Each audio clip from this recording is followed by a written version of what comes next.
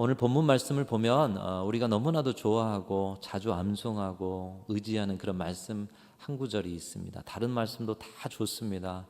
우리 하나님이 어떤 분이신가를 계시하고 있기 때문이죠. 그런데 오늘 우리가 좋아하는 말씀 이사야 41장 10절 말씀입니다. 두려워하지 말라, 내가 너와 함께함이라. 놀라지 말라, 나는 내 하나님이 됨이라. 내가 너를 굳세게 하리라. 참으로 너를 도와주리라. 참으로 나의 의로운 오른손으로 너를 붙들리라. 이것이 주님의 약속인 줄로 믿습니다. 많은 분들이 힘들고 지칠 때 또는 외로울 때, 큰 문제가 터졌을 때, 아니면 질병 가운데 수술대에 홀로 들어갈 때 이 말씀 암송하고 들어갑니다. 많은 분들이 이 말씀 의지하면서 정말 내가 불안과 두려움 가운데 있었지만 말씀을 통해서 우리 하나님이 어떤 분이신가 확신이 다가오고 성령께서 주관해 주셔서 불안과 두려움이 사라졌다, 평안과 안정이 찾아왔다, 이 말씀을 통해서 이런 고백을 많이 듣습니다. 8월 한 달 우리와 함께 하시고 우리를 도우실 하나님을 확신하고 의지하면서 여러분 이사야서 41장 10절 말씀 여러분의 100% 믿음의 고백으로 8월 한 달 체험하기 원합니다 하는 마음으로 우리 함께 읽어보겠습니다. 시작. 두려워하지 말라, 내가 너와 함께함이라. 놀라지 말라, 나는 내 하나님이 됨이라. 내가 너를 굳세게 하리라. 참으로 너를 도와주리라. 참으로 나의 의로운 오른손으로 너를 붙들리라. 하나님의 약속인 줄로 믿습니다. 이 말씀 속에서, 그리고 오늘 말씀 속에 보면 우리가 신앙생활 가운데 꼭 해결해야 하는 두 가지 질문과 답이 나오고 있습니다. 첫 번째로는 하나님이 누구시냐?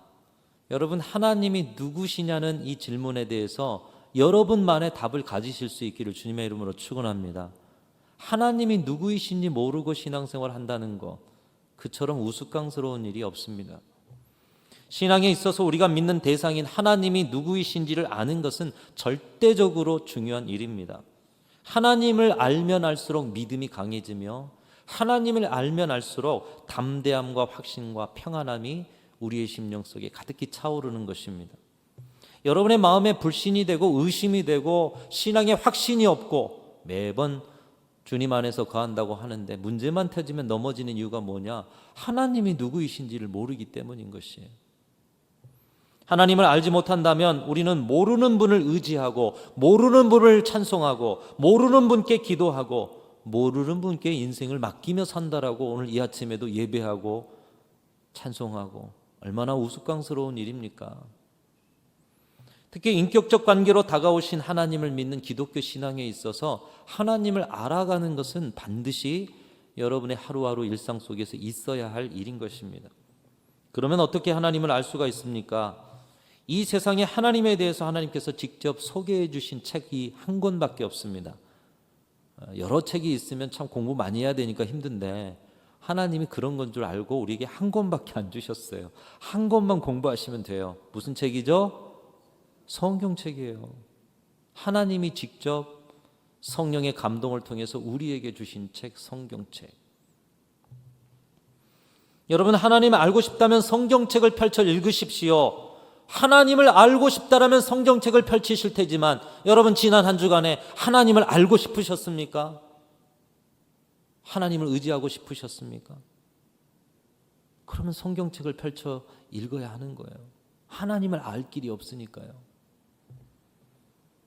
방금 읽은 10절만 해도 우리가 하나님을 잘 알 수 있도록 하나님께서는 하나님에 대한 소개를 잘 해놓고 계십니다. 하나님은 어떤 분이신가? 두려워하지 말라, 내가 너와 함께 함이라. 우리 하나님은 우리와 함께 계시는 분이신 줄로 믿습니다. 그 어느 곳에서도 함께 하시는 분. 참으로 너를 도와주리라. 우리 하나님은 우리를 도와주기를 기뻐하시고 언제나 우리를 돕고 계시는 분이신 줄로 믿습니다. 참으로 나의 의로운 오른손으로 너를 붙들리라. 우리 하나님은 그 어떤 순간에도 우리를 붙든 손을 놓지 않으시는 분이신 줄로 믿습니다. 이 한 구절에 우리 하나님에 대한 이야기가 벌써 3개, 4개나 하나님을 계시하고 계셔요. 여러분, 여러분의 신앙에 하나님은 누구이신가라는 이 해답이 더 명확해지고 선명해지실 수 있기를 간절히 소망합니다. 두 번째로 우리 신앙 가운데 있어서 반드시 해답을 가지고 살아가야 하는 질문 한 가지가 오늘 본문에 또 나오고 있는데 무엇이냐? 그렇다면 하나님 안에서 우리는 누구냐? 너희는 누구냐? 이 두 번째 질문에 대한 해답이 오늘 본문에 나와 있습니다. 8절 말씀 보면 이렇게 말씀하죠. 그러나 나의 종 너 이스라엘아, 내가 택한 야곱아, 나의 벗 아브라함의 자손아. 이 세 가지 호칭이 나오고 있어요. 이스라엘 백성들을 향해서 하나님께서 말씀하시는 거예요. 나의 종 너 이스라엘아, 너희들은 내가 택한 야곱과 같은 내 백성이다. 내 친구, 내 벗인 아브라함의 자손아. 친구의 아들입니다. 친구의 자녀예요. 하나님이 너무나도 사랑하시고 하나님의 그 유업을 상속으로 이을 자요, 하나님이 특별히 세상 가운데 택하신 자들이라는 하나님의 특별한 애칭이 바로 이 세 가지로 나타나고 있어요. 여러분도 가정에서 우리 자녀들을 부르는 애칭이 있으실 거예요. 또 어떤 분들을 보면은 신방 가서 들으면 집에서 부르는 이름이 다르고 또 세상에서 부르는 이름이 다른 분들도 있는 것을 보게 됩니다. 여러 이름이 다르는데 그 이름은 우리 아버지께서 나를 불러주신, 아버지만 아는 이름, 아버지가 불렀던 이름인데 그 누군가가 내 이름을 그렇게 불러줘요. 그럼 뭔지 모르게 마음에서 따뜻한 마음이 생겨날 때가 있으신 것을 경험하신 분들이 있을 거예요. 집에서 따님으로, 공주님으로, 집에서 장군으로 이렇게 어릴 적에 불렀던 그 호칭들. 오늘 하나님께서 이스라엘 백성들을 향해서 그렇게 불러주시는 거예요. 그런데 특별히 오늘 이스라엘 백성들은 어떤 상황 가운데 있었느냐? 바벨론 포로 생활 중에 있는데 이사야 선지자를 통해서 하나님이 지금 말씀하고 계시는 것입니다. 환난과 핍박 속에 너무 힘겹다 보니 이 포로 생활 가운데 자신이 누구인지도 잊어갑니다. 여러분, 너무 힘들다 보면 내가 누군가, 하나님은 누군가 이런 생각할 겨를이 있어요. 그저 힘들다. 그런 속에서 문제가 꼭 내 인생 전부인 양, 문제가 나인 양 살아가는 게 우리인데 이스라엘 백성들도 바벨론 포로 생활 가운데 자신들이 누구인지, 하나님이 누구인지 점점 희미해져 가고 있었습니다. 그런데 하나님께서 그런 상황 가운데 이사야를 통해서 그들만 아는 애칭을 부르신 거예요. 나의 종 너 이스라엘아, 내가 택한 야곱아, 나의 벗 아브라함의 자손아. 너희들은 내 소유고 내 백성이다. 내 상속을 이을, 유업을 이을 그런 자들이다 말씀하고 계시는 거예요. 포로 생활로 희미해진 자신들의 정체성이 이 순간 명확하고 분명하게 떠오르고 있는 것입니다. 여러분, 일제의 강점기에 점점 일본과 동화되어 가면서 우리가 한민족인지 일본 사람인지 점점 희미해져 갈 때 우리 믿음의 선배들과 함께 민족의 선열들이 대한독립 만세를 외쳤습니다. 이 대한독립 만세를 외쳤던 3.1운동이 일제를 전복하고 해방을 우리에게 준 것은 아니에요. 그러나 너무나도 중요한 정체성, 우리가 대한민국의 사람, 우리가 조선의 사람이라는 것을 세계 만방 가운데 알리고 우리 자신을 일깨워서 일본 사람이 아닌 한국 사람으로 살아가는 그 정체를 확인하게 해줬다는 거예요. 일제의 강점기에 내가 한국 사람인지 일본 사람인지, 의식을 잃어가는 사람의 뺨을 치면서 그의 이름을 부르면서 생각이 돌아오게 만듭니다. 여보시오 누구누구 이름을 불러가면서 이름 기억나세요? 이름 기억나세요? 왜요? 그 사람이 누구인지를 기억하고 정체를 알면 의식이 깨는 것이니까요. 하나님께서 바벨론 포로 생활에 지쳐서 자신의 정체를 잃어가고 하나님이 누구이신지도 잃어가는 이스라엘 백성들의 이름을 부르십니다. 너 이스라엘아, 내가 택한 야곱아, 나의 벗 아브라함의 자손아. 인디언들의 이야기 가운데 검은 독수리에 관한 이야기가 있다고 합니다. 이 검은 독수리가 새끼를 낳는데 이 새끼를 어디다 둘 데가 없어서 들곰 무리 속에, 들곰의 새끼들 틈에 넣어두었다고 합니다. 이 곰과 독수리 완전히 다른 종류잖아요. 그럼에도 불구하고 함께 새끼들이라서 잘 어울려 살았나 봅니다. 자신을 들곰처럼 알았던 독수리 새끼는 멀리 날지도 못하고 들곰처럼 매일 흙더미를 뒤지고 있습니다. 그러던 어느 날 하늘을 보니 검은 독수리가 멋지게 날아다니는 거예요. 그때 옆에 있던 들곰이 말합니다. 너는 꿈도 꾸지 마. 넌 저런 멋진 새가 될 수가 없어. 그 말을 그대로 받아들였던 검은 독수리 새끼는 자신이 하늘을 날아볼 생각조차도 못하고 들곰으로 살다 죽었다는 거예요. 독수리가 들곰으로 살다 죽었다는 거예요. 인디언들이 자기의 자손에게 지혜를 주는 거예요. 너희의 정체성을 잊지 말라는 거예요. 당시 인디언들은 많은 개발에 의해서 공격을 당하고 또 점점 흩어지고, 너희의 정체성을 잊지 말라는 거예요. 너희는 들곰이 아니라 검은 독수리다. 오늘날 하나님의 택함을 받아 하나님의 자녀가 되었음에도 자신이 처한 환경만 바라보고 환경의 무거움에 짓눌려서 검은 독수리처럼 살아가는 교회와 신앙인들이 너무나도 적습니다. 환경에 눌리는 거예요. 들곰처럼 살아가요. 하나님의 존귀한 자녀로 주신 날개를 새롭게 펼치며 신앙의 기쁨과 자유, 은혜와 회복으로 날아올라야 되는데, 검은 독수리 새끼처럼 날개 한번 펼쳐보지 못하고 그대로 세상 가운데 눌려서, 그래 나는 어쩔 수 없어, 이 환경과 이 절망의 상황에 어쩔 수 없어. 하나님께서는 그들을 향해서, 그 자리를 향해서도 외치고 계시는 것입니다. 너희는 누구냐? 너는 나의 종 이스라엘이다. 너는 내가 택한 야곱이다. 너는 나의 벗 아브라함의 자손이다. 너희의 정체를 바로 해라. 너는 누구냐?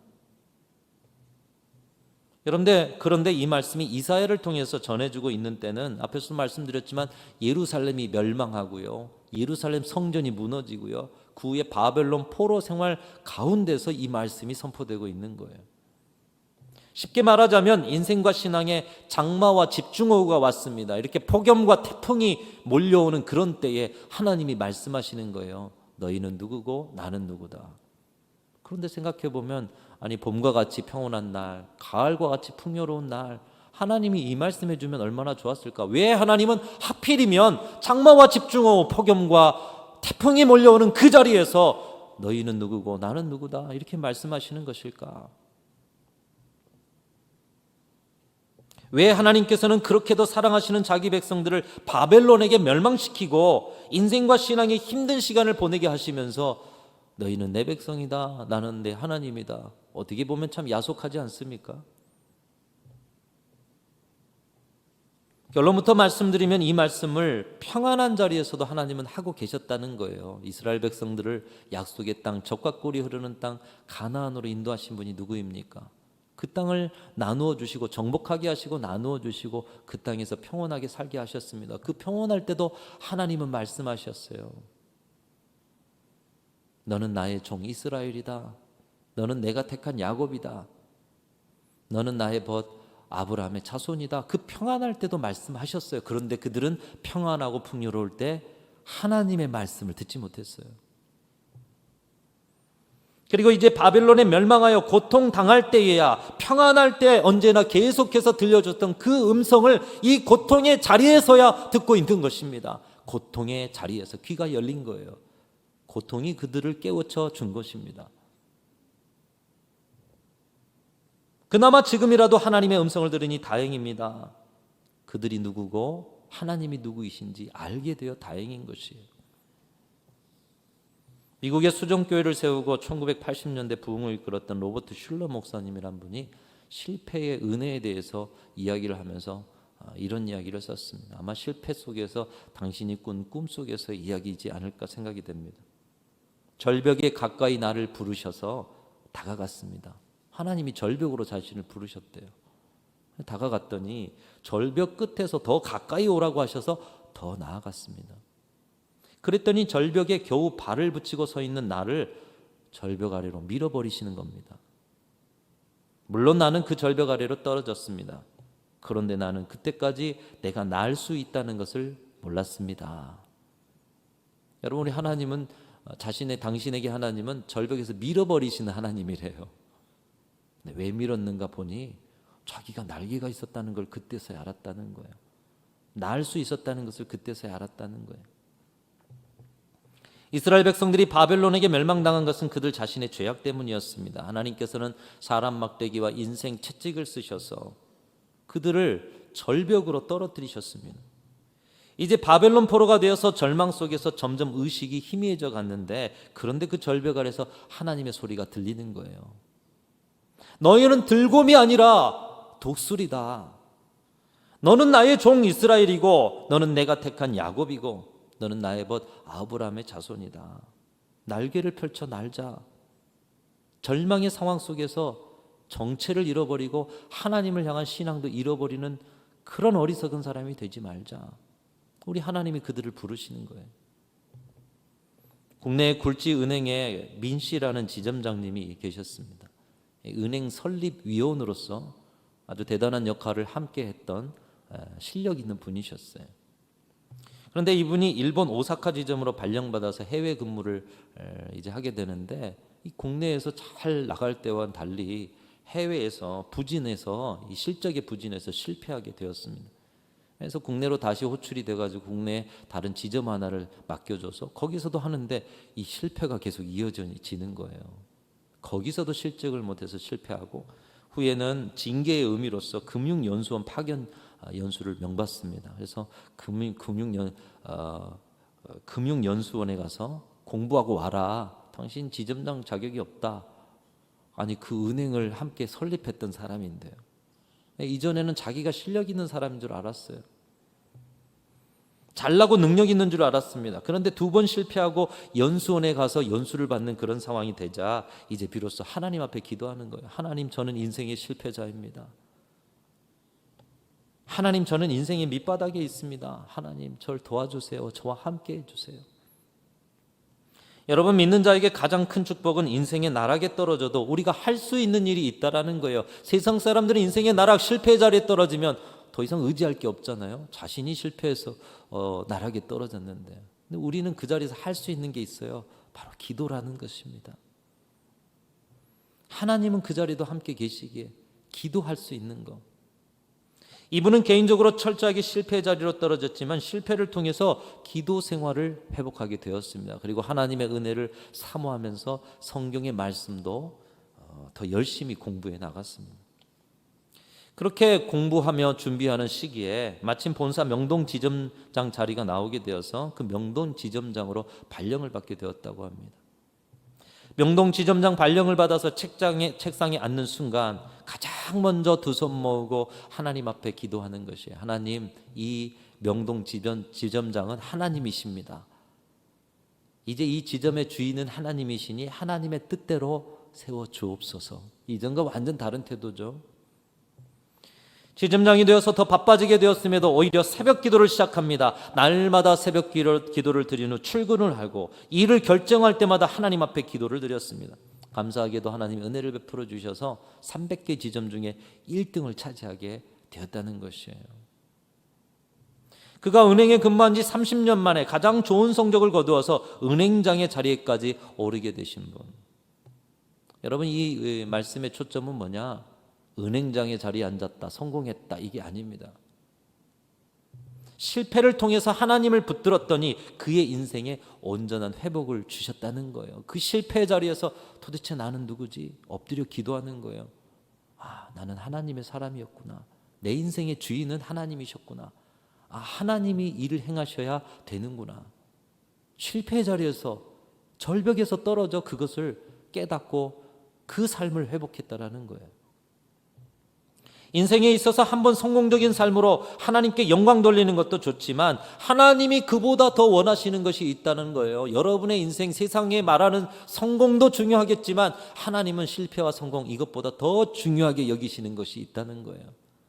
여러분이 누구며 또 여러분이 믿는 하나님이 누구이신지를 깨닫기를 원하신다는 거예요.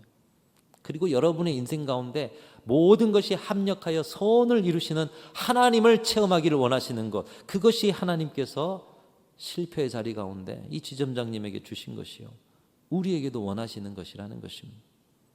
사랑하는 성도 여러분, 저와 여러분의 삶의 모든 자리에는 살아계신 하나님이, 그리고 하나님의 백성들에게 모든 것이 합력하여 선을 이루어 주심을 여러분 믿고 체험하실 수 있기를 주님의 이름으로 축원합니다.